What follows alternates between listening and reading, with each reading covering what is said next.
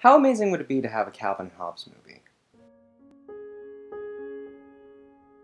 Imagine a scenario where Hollywood wasn't full of money-grubbing whores, and their best, highly regarded filmmakers and writers worked on the project. Imagine the timeless art style beautifully adapted to the screen, the stunning visuals that could come from Calvin's head, the Oscar-winning scene where the two say their goodbyes as Calvin grows up, one day giving Hobbes to his daughter, inspiring a whole new generation to go out into the world and get creative. Well, tough, because Bill Watterson has said no. Over and over, no. He said no to these guys, no to these guys. He'll probably say no to these guys later. Oh, you know he'll say no to you. But why, Bill? Why say no? The answer is actually quite simple. Watterson didn't want Calvin and Hobbes to grow into anything that it wasn't. He loves animation, and actually thinks a movie would look beautiful, but Watterson is an immovable object, and believes that Calvin and Hobbes could never work as anything other than a comic. Which got me thinking, really? I mean, what can comics do that a movie or a cartoon can't? So, after doing a lot of intense studying, I've actually been able to see Watterson's perspective, and learn that comics are a lot more cerebral than we give them credit for. That's kind of funny. Yeah, can I have a copy of Jugs? For starters, let's get into bubbles.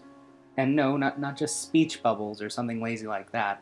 I'm talking about the bubbles that when you see them, they replace your other senses. The feeling of a thwack and a punch, and the sound of a painful smack across the face.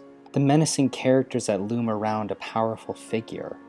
Touch, taste, smell, hear, you experience all these sensations through visuals.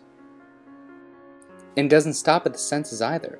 Things like movement and time, they are way more forgiving in comics than they are in other mediums. Check out the poor pacing on these Transformer movies. Wait, what's happening? Oh, stop it. Wait, hold on. Let's slow down for a sec. Can we breathe? Wait, what's happening? Oh! Oh!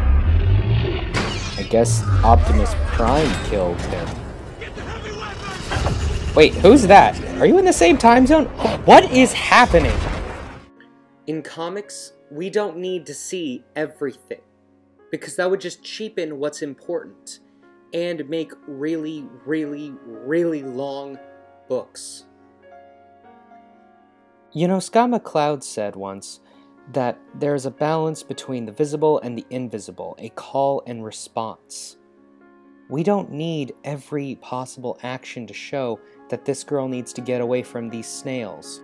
And we don't need millions of dollars to go into CGI to show the emotional weight of Iron Man having to punch his friend through a building to save the world.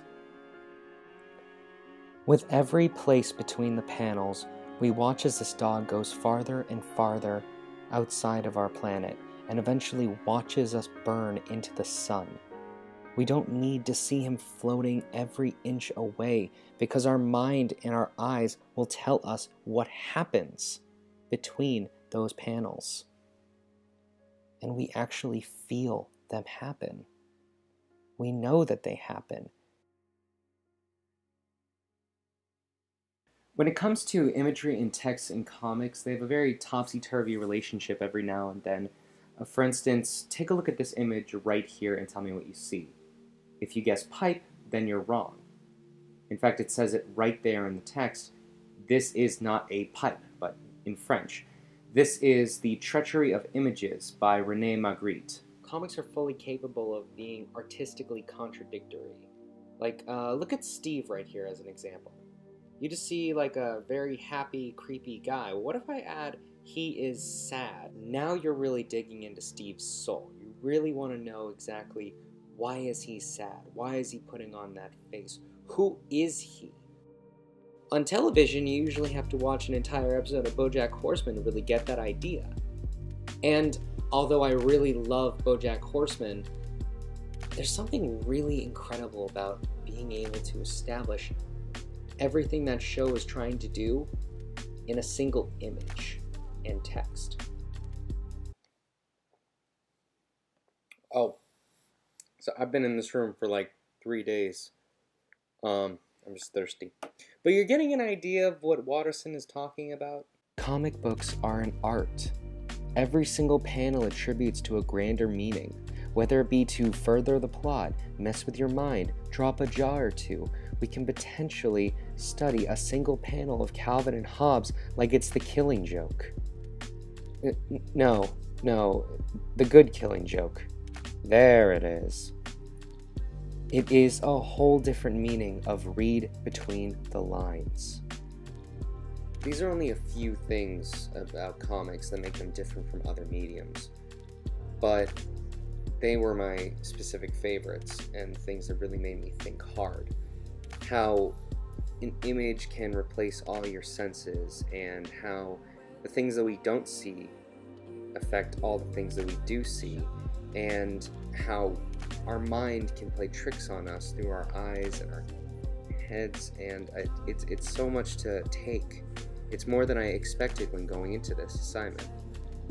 And I think because of that, I appreciate comics more than I ever really thought I would. I think more highly of them than I ever really did before.